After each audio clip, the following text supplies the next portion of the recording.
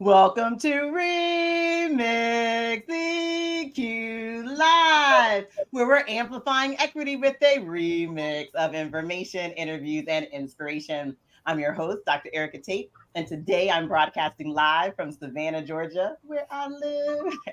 For those who are joining us today, please drop a greeting of choice in the comments. Let us know where you are joining from and the equity work you do or aspire to do.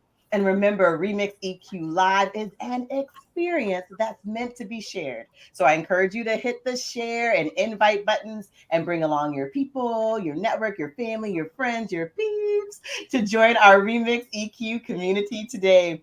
This season, we are broadcasting live on LinkedIn and YouTube so we can now connect more broadly, growing our reach and building our learning community. While those comments are flowing in and those invitations are flowing out, I want to remind you that Remix EQ Live offers the opportunity for us to connect and build community with each other around the equity driven work being performed throughout the world.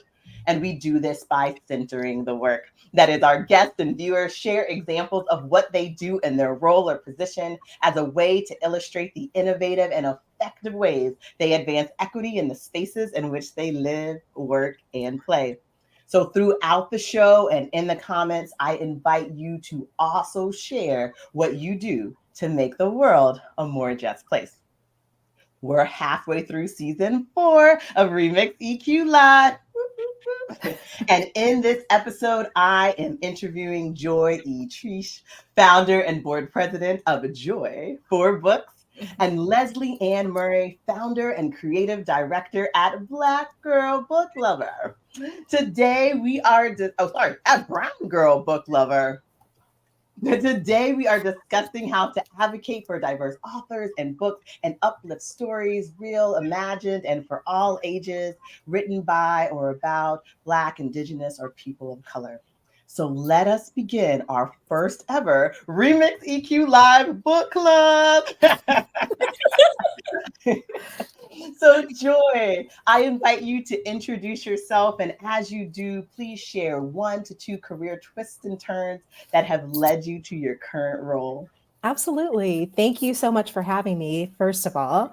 It's really exciting to be here. But so my name is Joy Triche, and I am currently located in Arizona. And I started my career in educational publishing. Like most girls, I wanted to grow up to be a publisher, obviously. And so everything I did was to try to meet that goal. And I worked in various capacities in publishing, in educational publishing as an editor, and then on the operations side as a managing editor. And then in 2014, I launched my publishing company, Tiger Stripe Publishing. And what we did was we had a mission of publishing books that featured BIPOC characters. And really, I was inspired by my own children to kind of focus our publishing in that direction. And what I didn't expect were offers and requests to advocate for BIPOC books. Doing that work, I thought I would just be book building, and so that was a really exciting part that I didn't expect. So going along, publishing and having a good time, and then COVID hit, and one of the things that we did as a small publisher, we did a lot of book fairs and a lot of in-person events to sell our books. And so when COVID hit and sales declined, I really needed to make a decision about what we were going to do.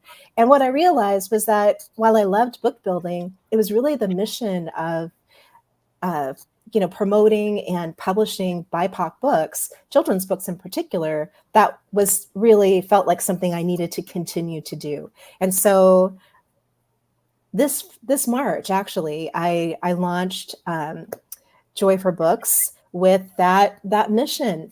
I was really excited by so many of the BIPOC books that I'm seeing out there that I felt like this was the way to go. So that's where I'm at now, and I'm really loving this work. Great. Well, we're loving your journey and that you're here with us. Thank you so much. And Leslie Ann, I invite you to introduce yourself. And as you do, please share 1 to 2 career twists and turns that have led you to your current role. Oh, thank you so much. So I am from Trinidad and Tobago, came to Brooklyn, East Flatbush when I was 13. I'm a writer. I'm a writer, yeah, and I teach. And I started Brown Girl Book Lover many years ago when I was living in the middle of nowhere in New England, and I was feeling like culturally isolated, socially isolated, and I really needed like to build connection with my community outside of New England. And I started thinking like, oh, I'm just going to review books and just post it up on the interwebs, and whoever wants to join me talking about books and loving on books, that would be great. But then I realized I was like, wait a minute, I know writers. And I can get them to like talk about their books and interview them. And I really wanted to talk about like interview Black writers and writers of color and talk about stories that are not part of the constant narrative that we see these writers are coming from, and Mhm. being being part of like tangentially part of the publishing industry. I know how unfortunately it can be very white.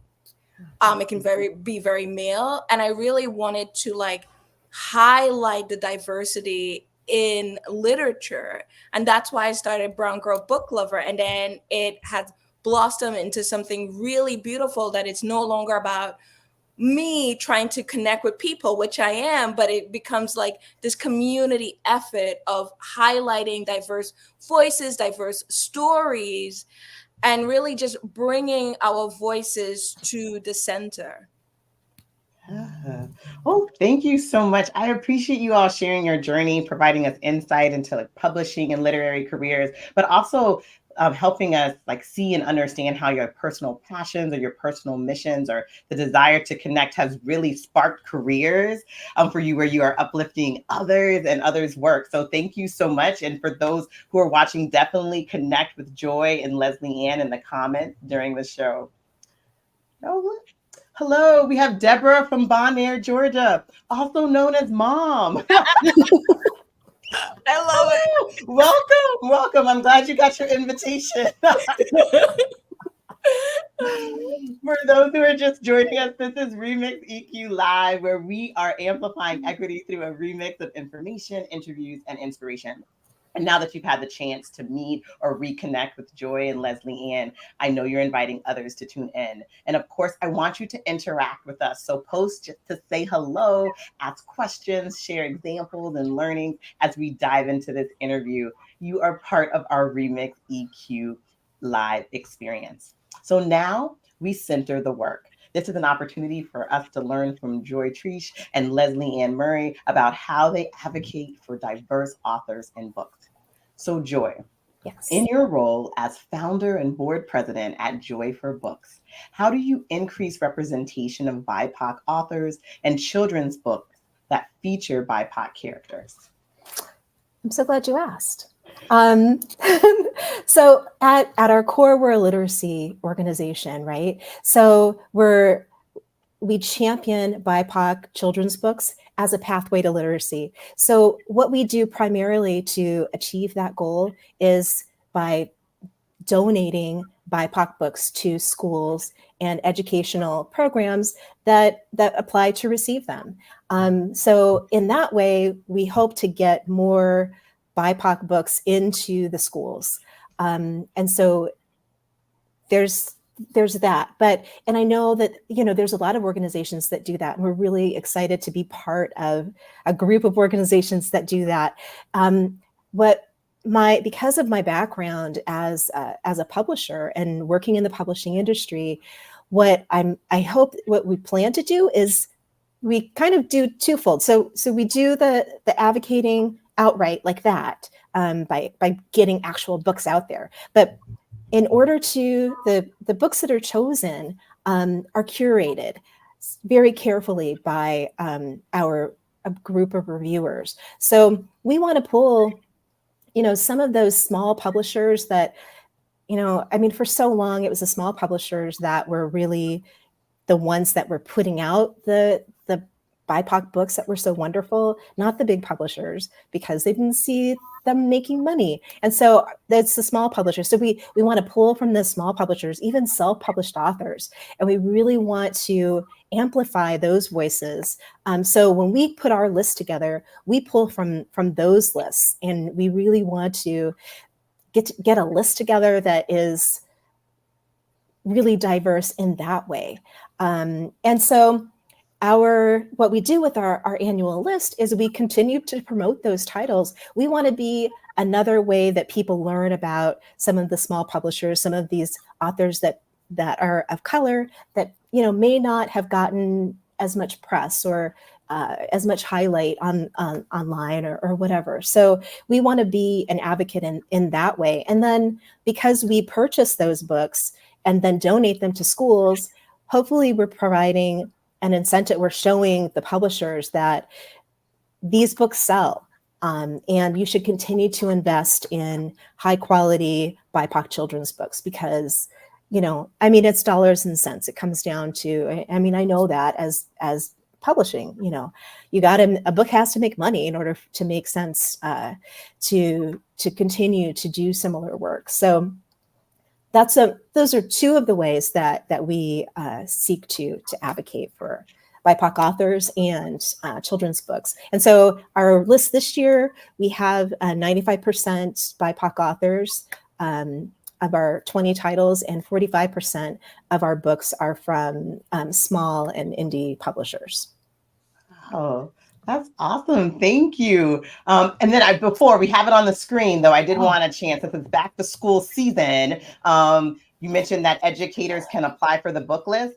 Yes. So we still have applications open until the end of the month. So we invite teachers and any kind of educational programming, please apply for free books because we are donating those books. Absolutely. Oh, and then one other way that we like to promote our list is through bookshop.org. We have our own page on bookshop.org, and you can shop our list. You can go through the titles and purchase those books. We love bookshop.org because it's a nonprofit that helps to support independent bookstores and nonprofit organizations. So we're not giving our money to Jeff Bezos and purchasing from Amazon, especially, maybe you see a title, you want to gift it or something like that. You don't need it the next day or the same day. Go to try us out, bookshop.org, and the link is right there in the chat. That's another way to support and advocate for BIPOC authors and BIPOC children's books. Thank you, Joy. Thank you for sharing with us. I appreciate the how you're donating the books that you have curated, and then speaking a bit more about the small publishers and how acquiring text or recommending text from those small publishers is also really promoting the diverse authors and books. So thank you so much for sharing. All right, Leslie Ann, in your role as founder and creative director of Brown Girl Book Lover, how do you advocate for diverse authors and books? Okay, I'm gonna read you what I've written down. So this is the mission of Brown Girl Book Lover: to review books that should be at the forefront of our imagination, to review books that are shifting our literary world, and unearth published books that didn't receive the limelight they deserved, right? And unfortunately, this happens to a lot of Black writers and writers of color, that they don't have the publishing machine behind them. And they wrote this brilliant, beautiful book, but it only got into the hands of a few. So my mission is to get it into the hands of many, and for many to see that we don't have just five, top Black writers or Asian writers or Hispanic writers. We have many, and I want to get that into their hands. Another thing that I do is that I partner with a lot of literary festivals to work on more diverse literary panels to bring some of these writers in, or new up and coming BIPOC writers. those are the things I do. I also have a newsletter that like I produce like once or twice a month, depending on my time, where I show the highlight the interview that I've interviewed with the writer and just talk about different things that's happening in the literary industry. And I think a big thing that I do, and I didn't notice it until people kept saying it to me, is that like when I'm talking about books, when I'm interviewing these writers, I'm bringing a lot of joy and my full self. I think a lot of us, when we think about reading, we think about it as this like this practice that you're really isolated in the middle. You're just alone and you're just reading. But I think reading is a joyful practice. It's a community practice, and I tried to break down those like really like heavy textual information or like symbolism that people like got caught up in English class. They're like, no, this means this means this, and if I don't understand those like deep textual issues, then I'm not understanding the book. And sometimes I highlight them, like talking about The Bluest Eye by Toni Morrison. Mm-hmm. Toni Morrison is just like, I love Toni Morrison, and she writes in allegory, right?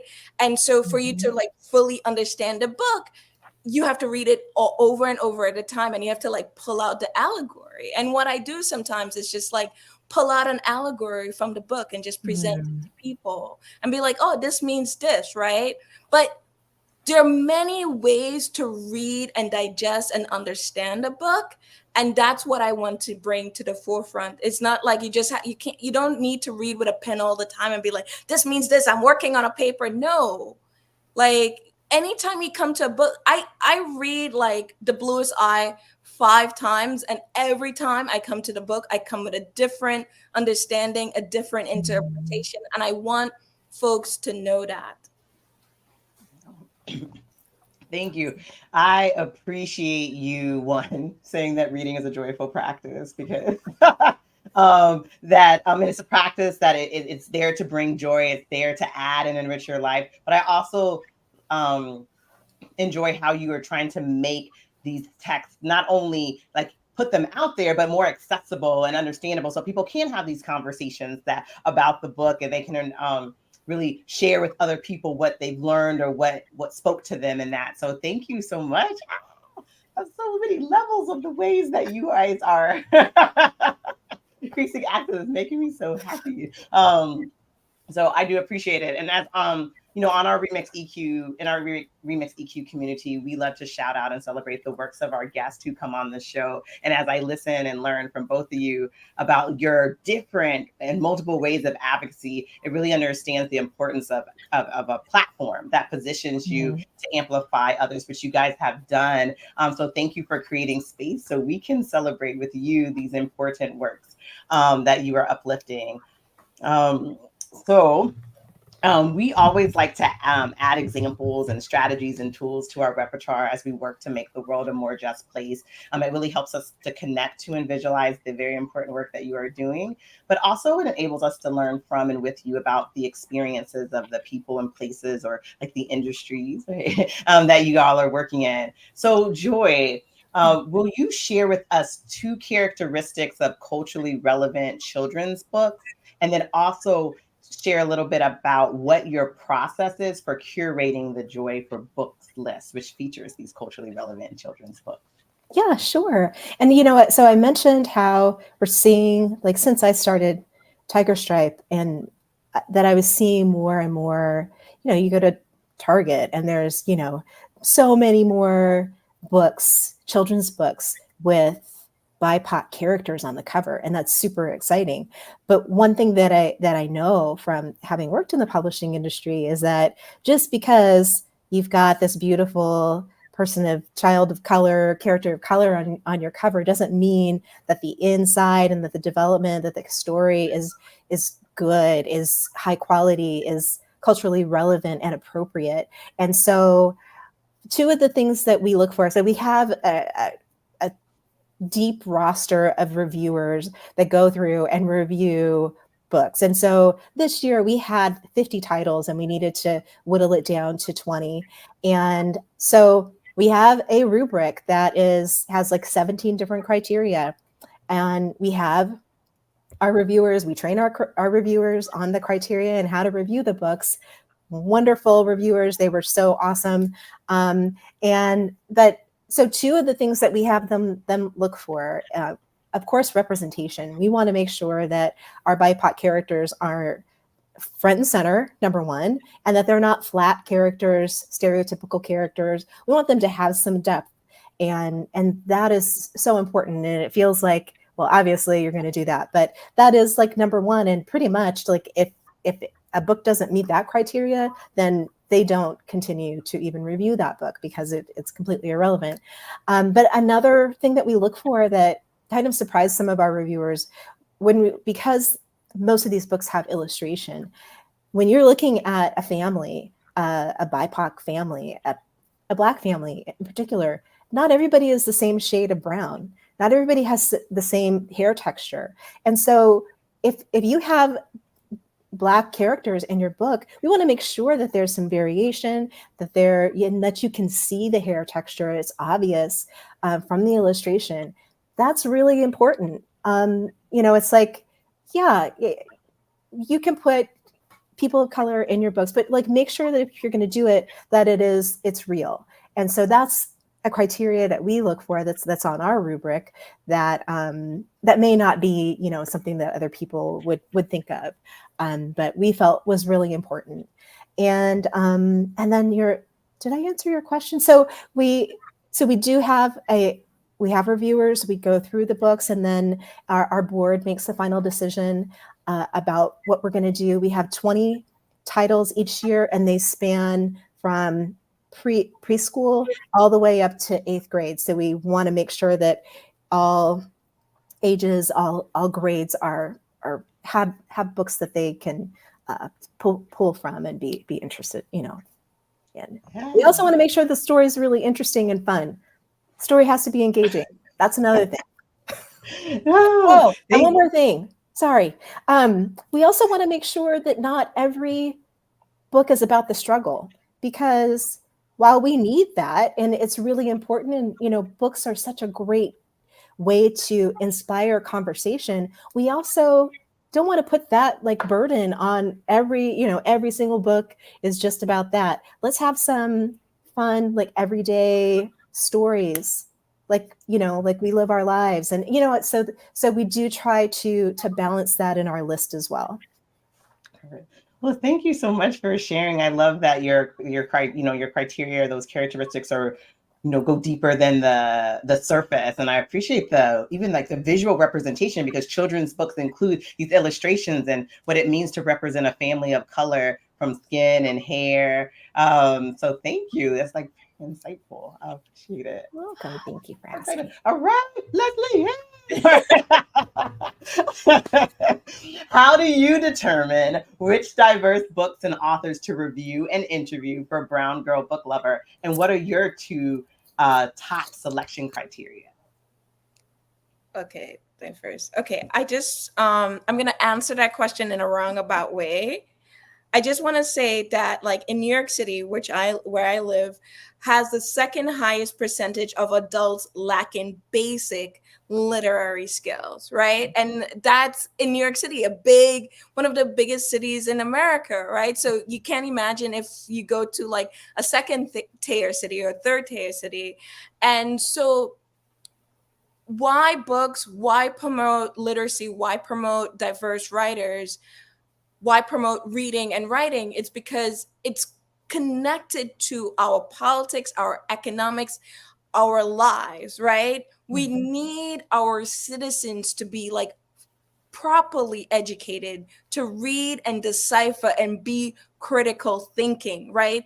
If we want to change the politics in our society, we want to change the economics, we want to change anything, we have to have readers and people who are able to read and interpret and be very critical, right?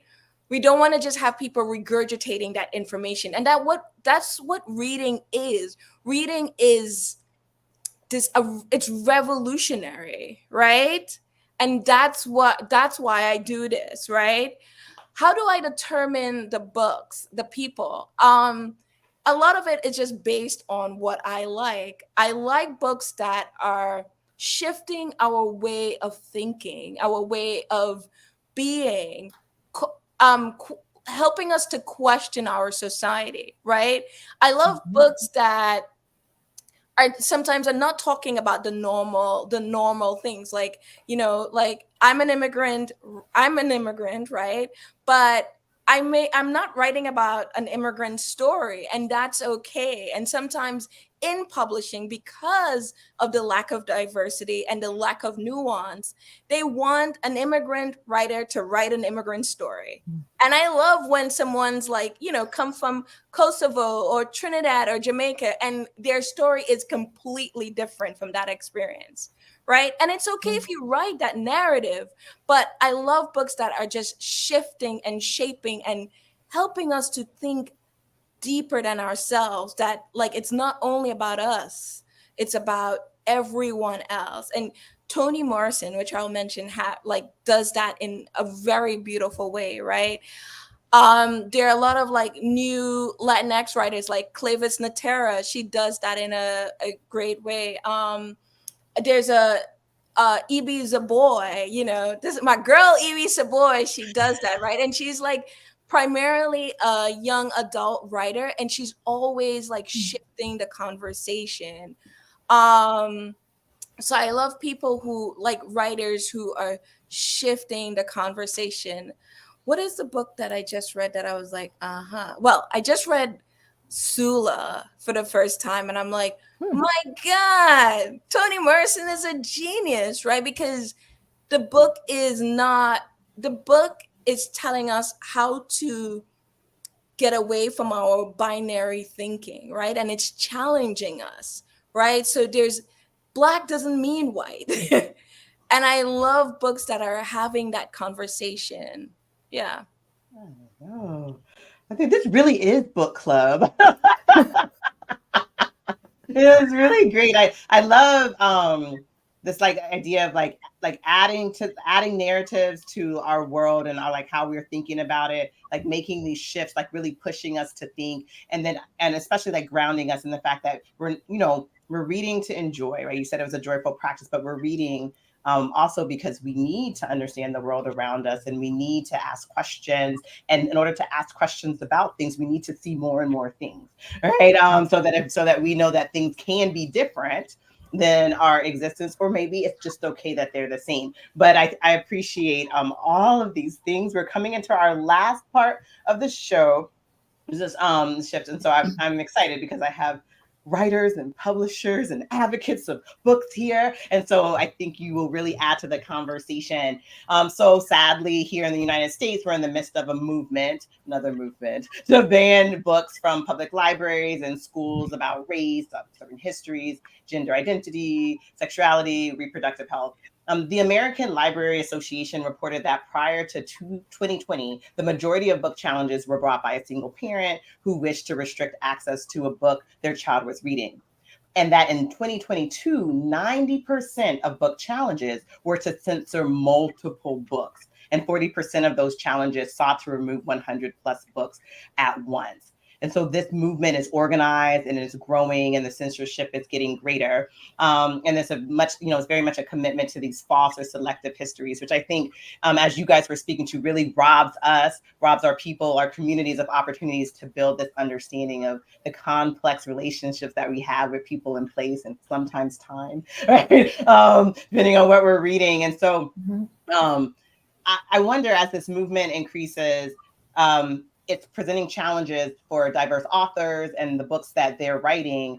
And I think it makes your work, Leslie Ann and Joy, just a little bit more difficult to navigate or even to see the fruits of your labor. So given this current like banned book movement, what inspires or motivates you to continue advocating for diverse authors and books? And we can go Leslie Ann, Joy. Joy, you can go for it. Okay. Um, what inspires me to keep going is the banning of the books. I mean, anytime, like I said, we are a fairly new organization, but I've been doing this since 2014 in some way. And anytime that I started to feel like maybe this isn't the time for this, and the doubts that pop in, something would come up in the news about banned books, and I would be like, oh hell no. Sorry, can I say that? Like it, for me, it's inspiring. It's like, oh no, I have to do this, because this can't be about the money. It can't be about like publishers, whether or not they're going to make money or not. This has to be about the children. Like in my case, when we're talking about children's books, children are aware of race really, really early, and so much earlier than we think. And so you have to have these conversations, and books are one of the best ways to have to segue into a conversation. And without books as a tool to have those conversations, it's not going to happen. It's going to get confusing. I mean, we have to talk about this early. And so for me, it is a motivator. And I think that it just, I mean, I hope that it doesn't continue to be a motivator. I know that I live in Arizona now, but I lived in Chicago for about 20 years. And to have Illinois be one of the first states to ban banning books, I was really proud. And I think that that needs to sweep the nation. And I'd really like to see that. But as long as they're going to keep doing it, I'm going to keep doing my work, and it's going to just continue to light a fire under me to make sure that those books are available. Thank you, Joy. Thank you for saying that, Joy. I think, many things inspire me. I think the kids inspire me. I am an avid TikTok watcher, and my For You page is all over, and the kids, the young adults, they're doing it. They're challenging, they're talking, they're thinking. Like, you can ban their books, but they're discussing books on social media. They're getting that information. You're not banning their social media, so you're not banning their books, right? And when I see how they're coming forward and really like grappling with race and gender and identity, it's a really beautiful thing to see. I think I get inspired by my family, my friends, the conversations that I'm having with people. And of course, I'm in New York City, and I'm in this progressive liberal bubble, right? Where like a lot of the conversations are mirroring each other. But I really think our young people, because of the advent of social media, and it breaks up like the world, even though the algorithm is like really detailed for them, I think it breaks up their isolation and their marginalization of the world, and it's helping them to like see different possibilities. So I'm really hopeful. I am extremely hopeful, and that's probably naive hope, but I am hopeful. And I am also hopeful for like us having this conversation right here. We've never met, but we're like having these conversations, right? And when this ban books movement started, like just everyone has started galvanizing to protect books, to amplify voices, and that's not going to stop. The resistance will continue, and the kids who are not seeing it, they will eventually see it. You cannot stop progress, and you cannot stop like our world moving into a more equitable and a more diverse world. That's not going to be stopped. Thank you both so much for sharing your thoughts on this topic and sharing your thoughts throughout the show. I wanted to talk with you more. I'm like, may you come back. Maybe we should have some kind of book club. That would be fun. This was really awesome. Thank you. Yeah, no, it was really good. I know it was a short amount of time, but I feel like these are like seeds, right? We planted a lot of different seeds for people to think about in terms of what it means to be a diverse book and a diverse author, what it means to advocate for them, from what they're writing about, who's publishing them, how do we get it into the hands, like, and really bringing it back to like the purpose of reading as both a right, to be able to read and have access to stories and information, but also to be able to reimagine our worlds and ourselves. And so I thank you so much for your advocacy. I think that, like, and your fire and your hope, which is not at all naive, is necessary for us to continue in this spirit and in this fight. So thank you guys so much for all the work that you have done and for sharing your passions as writers, as publishers. It's great to see all these different sides of you throughout this very short conversation. So like, whoa, what else is there? But thank you guys so much. And thank you for accepting my invitation to speak about what matters most to you, your advocacy for diverse authors and books. I'm grateful for the opportunity to listen and learn from you, especially about why you've chosen to make the world a more just place. Thank you. Just a reminder, we'll return for another Remix EQ Live episode on Friday, September 22nd at 11:30 a.m. Eastern. I have invited Marcia Guerriere to speak with us about supporting and celebrating women of color in entrepreneurship and leadership.